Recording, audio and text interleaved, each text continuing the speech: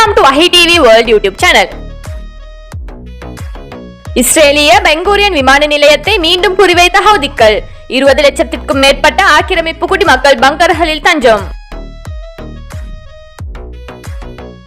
Israel பெங்கூரியன் விமான நிலையத்திற்கு சேவையை தொடர்ந்துள்ளதாக சர்வதேச விமான போக்குவரத்து நிறுவனங்கள் ஒன்றின் பின் ஒன்றாக அறிவிக்கை விடுத்து வருகின்ற நிலையில் ஜுல்ஃபிகர் ஏவுகணை மூலமாக யமன் ஹவுதிகள் புதிய தாக்குதலை நடத்தியுள்ளனர்.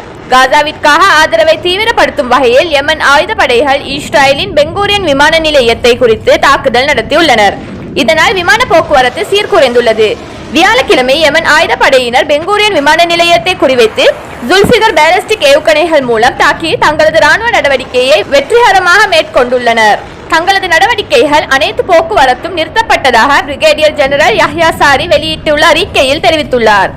காசா பகுதியில் இஸ்ரேலின் ஆக்கிரமிப்புகள் நிறுத்தப்படும் வரை தங்களின் ராணுவ நடவடிக்கைகள் மற்றும் கடல் முற்றுகை தொடரும் என்று கூறியுள்ளார்.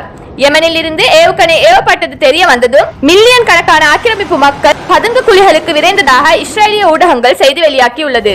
மேலும் இது போன்ற பரபரப்பான செய்திகளுடன் விரைவில் சந்திப்போம். உங்கள் ஆதரவு எங்களுக்கு முக்கியம்.